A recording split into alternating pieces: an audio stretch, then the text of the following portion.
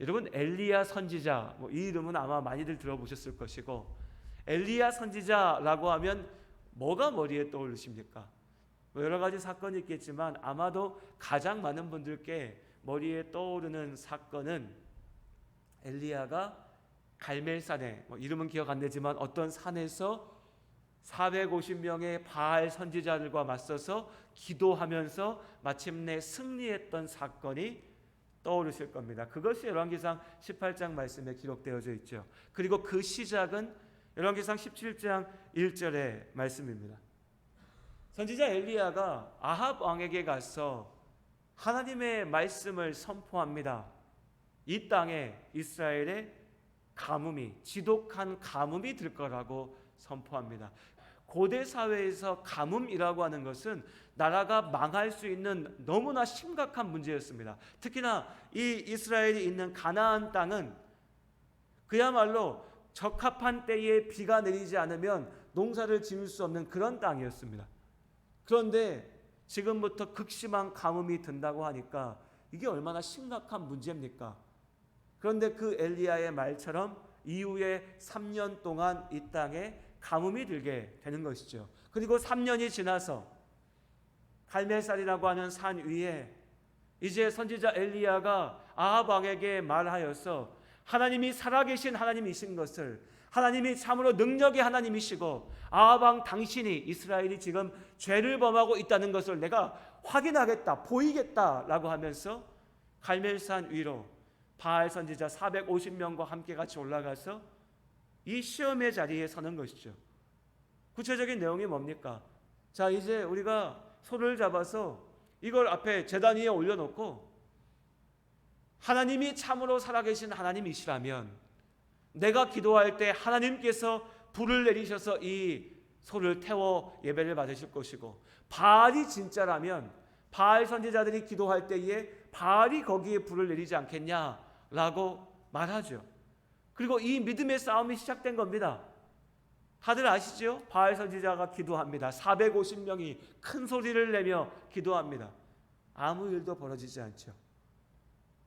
엘리야는 심지어 거기서 더 나아가서 제단에 물을 가득 채우고 쏟아붓고 다 적게 만든 상태에서 하나님 앞에 기도하죠. 그리고 그가 기도할 때 하나님께서 불을 내리셔서 엘리야가 준비한 그 소를 태우고 하나님의 예배로서 받으십니다.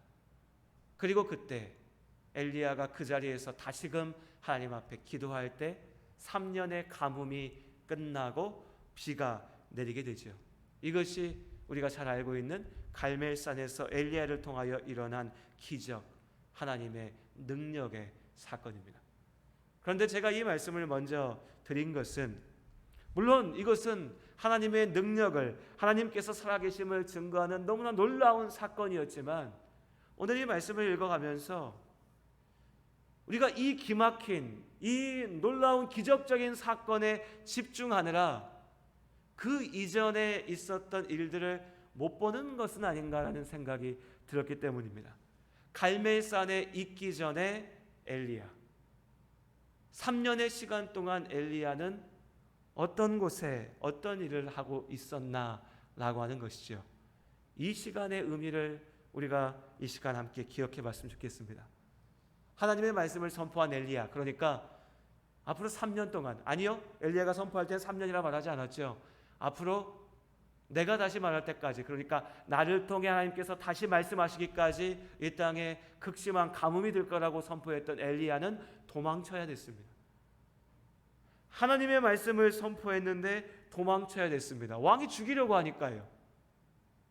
그렇게 왕의 위협을 피해서 도망쳐 머문 곳이 어디입니까?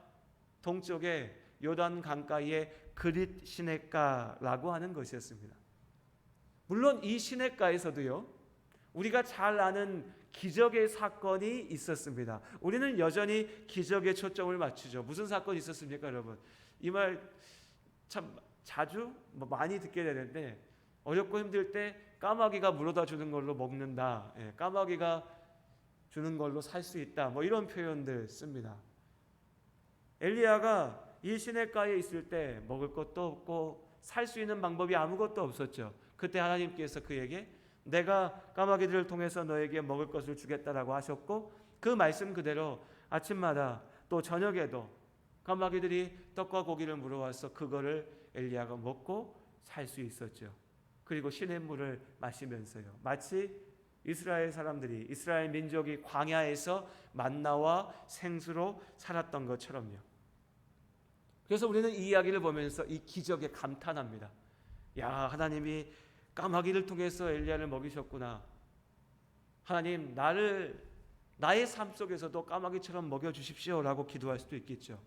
그런데 가만 생각해 보면 여러분, 그냥 이 멀리 시냇가까지 도망치지 말고 내 집에서 편안히 내 집에 있는 음식 먹고 살면 되는 거 아닙니까? 까마귀를 통해서 주는 음식이라고 하니까 뭐가 더 맛있고 대단한 게 아니잖아요. 내 집에서 편안히 먹을 수 있는 게 더 나을 수도 있지 않습니까? 이게 광야에서 이스라엘 사람들이 하나님 앞에 외쳤던 불평이죠. 이집트에 그냥 있었으면 훨씬 잘 먹고 잘 살았을 텐데 왜 굳이 우리를 광야까지 끌고 나와서 이 고생시키느냐. 무슨 말씀이냐면, 우리는 기적만 보고 엘리야의 까마귀라고 얘기하는데, 정작 그 입장에 있었던 엘리야의 입장에서 생각해 보면 이게 지금 좋고 놀랍고 대단한 일이 아니라 사실은요, 너무나 괴롭고 아프고 힘든 순간일 수 있다는 거죠. 내가 의지할 게 아무것도 없는 겁니다. 하나님 말씀 선포했더니 겨우 근근히 까마귀를 통해 주시는 것들로 먹고 살 수만 있는 거죠. 흐르는 시냇물에 무릎 꿇고 고개를 숙여서 그 물을 마시면서 그냥 버티는 삶인 거죠. 버티는 삶이요. 괴롭죠. 아프죠. 힘들죠. 어려운 겁니다. 진짜 괴로운 게 뭔지 아세요? 7절에 땅에 비가 내리지 아니하므로 얼마 후에 그 시내가 마르니라. 흐르는 시냇물에 의지하여 마시고 살고 있는데 그 시내가 말라요. 어떻게 보면 당연한 거죠. 왜 그렇습니까? 하나님께서 엘리야를 통해서 뭘 선포하게 하셨습니까? 이스라엘 땅에 가뭄이 있을 거라고요. 시냇물이 마른 거죠. 가뭄이 있으니까.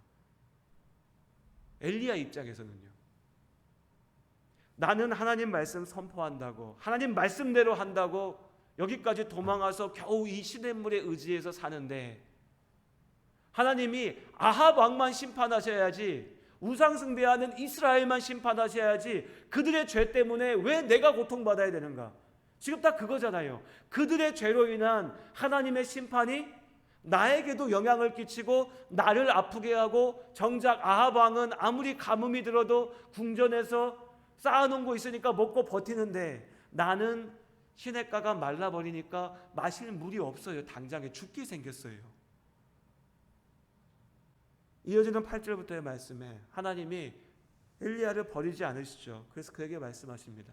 네가 자리를 옮길 때가 됐다.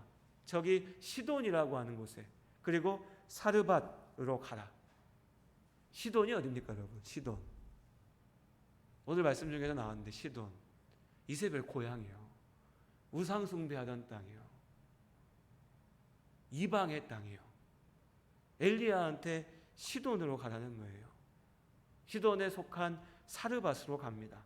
거기에 머물라. 자, 여기까지 들으시면 우리 성도님들 대부분 또 오래 교회 계셨으니까 딱 떠오르는 게 있지 않습니까? 우리 모범생들이니까. 시돈, 사르밧 하면 자동으로 사르밧 하면 과부가 나오죠. 그리고 사르밧의 과부를 통해서 하나님이 하신 기적이 떠오릅니다. 그 기적만 생각할 일이 아니라고요. 엘리야의 입장에서 생각해 보세요. 갑자기 시돈 땅으로 가라 하십니다. 갔어요. 그때 거기서 어떤 과부한테 가서 그 과부와 함께 있을 때에 내가 널 살게 하겠다, 내가 널 먹이겠다라고 하시는 거예요. 근데 여러분, 과부가 뭡니까? 성경에 구약시대의 과부는 뭐죠? 가장 힘들고 어렵고 소외되고 괴로운 인생의 대표였습니다. 가장 힘들고 가난하고 어려운 자 곁에 가서 살아라. 그 자리에서 내가 너를 지킬 거다. 여러분이 엘리야라면 무슨 마음 드시겠어요? 황당하지 않을까요? 도대체 나보고 뭘 어떻게 하라는 걸까? 이런 마음 드지 않겠습니까? 아니나 다를까 갔더니 이 과부가 당연히 얘기하죠. 아니 당신 돕는 거 나 다 좋은데 내가 뭐가 있어야 당신을 돕지. 나 아무것도 없어. 나도 오늘 먹을 것밖에 없어서 이거 먹고 이제 더 없으면 내 자식이랑 그냥 죽으려고 하고 있는 판인데 내가 어떻게 당신을 먹입니까? 그때 하나님께서 엘리야의 마음 가운데 말씀하시죠. 그렇게 능력을 주시죠. 엘리야가 믿음으로 말합니다. 네가 나를 먹이면 하나님께서 너희 집에 먹을 것이 끊이지 않게 하실 것이다. 그리고 그 말씀 그대로 순종하며 나아갔을 때 하나님께서 그 집에 축복하셨고 그 집 가운데 엘리야가 함께 먹고 마시며 지낼 수 있도록 하셨습니다. 하지만 역시 마찬가지입니다. 역시 어마어마한 부를 누리고 성공을 누리고 이게 아니죠. 먹고 살 수 있게 하신 거예요. 또 거기서 안 끝나요. 17절 이하의 말씀에 2일 후에 17절입니다. 17장 17절이요. 집주인 되는 여인의 아들이 병들어서 중세가 심해 위중하다 숨이 끊어진지라. 그랬더니 여인이 뭐라 합니까? 18절 함께 읽겠습니다. 여인이 엘리야에게 이르되 하나님의 사람이여 당신이 나와 더불어 무슨 상관이 있기로 내 죄를 생각나게 하고 또 내 아들을 죽게 하려고 내게 오셨나이까. 기적이 벌어져서 엘리야와 함께 계속해서 먹을 거 걱정하지 않고 있을 수 있을 때에 이 여인 마음이 어땠을까요? 야, 이 사람이 참으로 우리 집에 보내신 복이구나 생각했지 않았을까요? 기적을 봤으니까요. 누리고 있으니까요. 근데 내가 사랑하는 아이가 세상을 떠납니다. 우리도 그러지 않을까요? 누구라도 어머니 마음에 눈에 보이는 것도 없고 들어오는 것도 없고 왜 당신이 나한테 와서 당신 때문에 이런 거 아니야? 아닌 거 알죠. 그냥 마음이 그런 거죠. 당신 때문에 이런 거 아니야? 이건 뭐야? 울부짖으면서 괴로워하죠.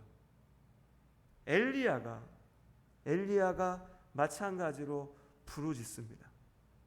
울면서 울부짖습니다.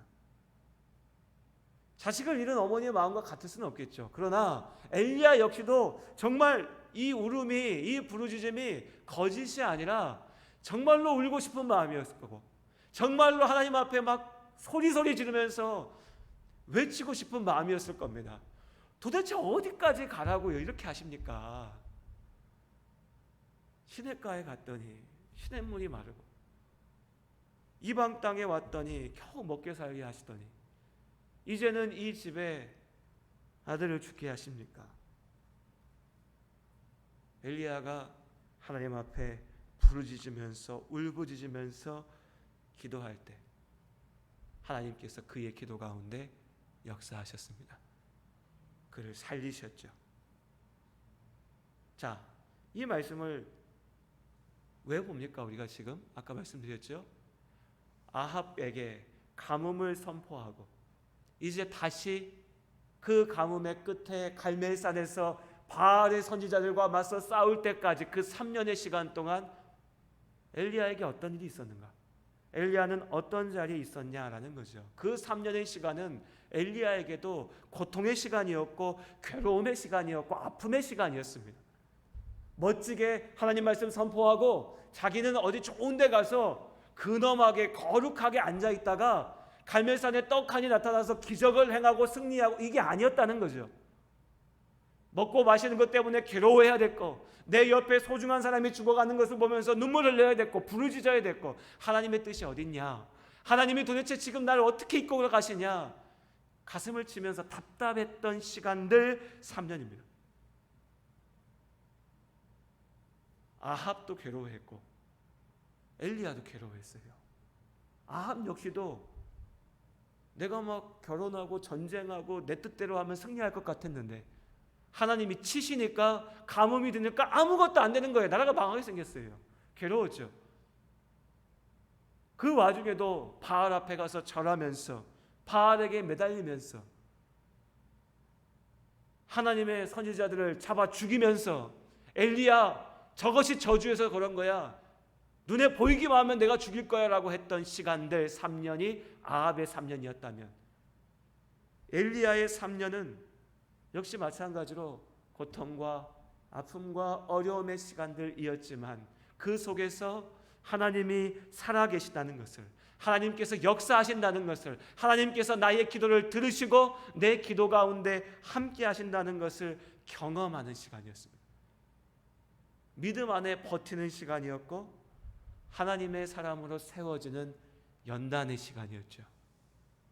그 시간들이 있었기에 이제 마침내 그 연단의 결과가 갈멜산에서 나타난 것입니다. 왜 안 두려웠겠습니까? 선지자니까 엘리야는 마음에 일말의 두려움도 없었을까요? 아, 내가 가서 선포만 하면 하나님께서 하실 거야, 그럴까요? 글쎄요, 최소한 제가 이해하는 인간은, 사람은 그럴 수 없습니다. 그런 존재가 아니에요. 두려웠을 겁니다. 내가 담대하게 선포했는데 이루어지지 않으면 어떡하지? 이런 마음도 있었겠죠. 아합에게 가서 내가 죽는 게 아닐까 하는 마음도 있었겠죠. 하지만 그 3년의 시간 동안 엘리야는 경험했습니다. 시냇가가 말라도 하나님이 나를 살리시고 사르밧 땅에서, 이방 땅에서도 하나님께서 나를 먹게 하시고 죽은 영혼도 살리시는 하나님께서 나를 지키시고 나를 인도하시니 내가 나아가리라. 그 3년이 엘리야의 역사를 이룬 겁니다. 하나님께서 그 시간들 동안 엘리야를 세우신 것이죠. 그리고 우리도 이 시간 속에 살고 있습니다. 우리도 이 세상 속에서 엘리야가 아합과 같은 시대를 살아낸 것처럼 우리도 이 땅에서 하나님의 심판을 기다리며 죽음의 시간을 살아가는 사람들과 믿음 안에 나아가는 사람들이 함께 살고 있습니다. 어떨 때는 내 죄와는 상관없는 세상의 죄 때문에, 저 악독한 죄인의 죄 때문에 내가 피해보고 내가 아파하고 내가 고통돼야 받는 그 모순된 경험 속에서 우리가 살고 있습니다. 우리도 엘리야처럼요. 그렇지 않습니까?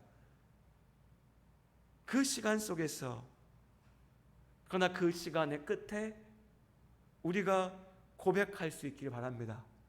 세상이 우리를 바라보면서 이렇게 말할 수 있기를 기대합니다. 17장 24절 말씀이요.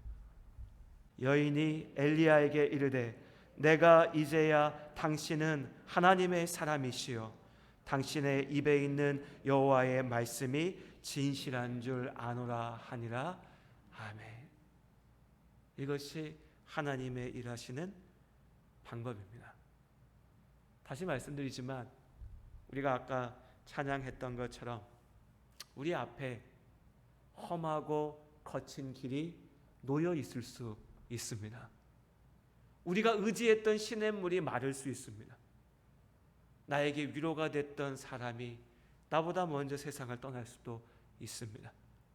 그러나 그 모든 세상의 삶의 모순과 아픔과 고통 속에서 우리가 기억해야 될 것은 그 모든 순간 속에 하나님은 나와 함께 하신다는 겁니다. 그리고 마침내 하나님께서 나를 지키시고 인도하시며 하나님의 일을 위하여 사용하시고, 그리고 우리가 엘리야의 마지막을 알고 있죠. 하나님께서 그에게 맡기신 소명을 다한 그때 하나님이 엘리야를 하늘로 부르셔서 엘리야가 올라가지요.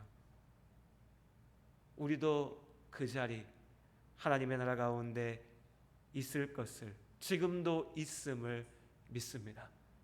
주 안에 사랑하는 우리 성도님들, 그러니 지금 나의 자리가 시돈 곁 사르밧이라도, 요단 곁에 있는 이 그릿 시냇가일지라도, 어쩌면 아합 왕 앞에서 하나님의 말씀을 담대히 선포해야 되는 갈멜산에 지금 내가 서 있는 그때라도 변함없이 하나님만 붙잡고 믿음 안에 나아가는 삶이 되시기를 주님의 이름으로 권면드립니다.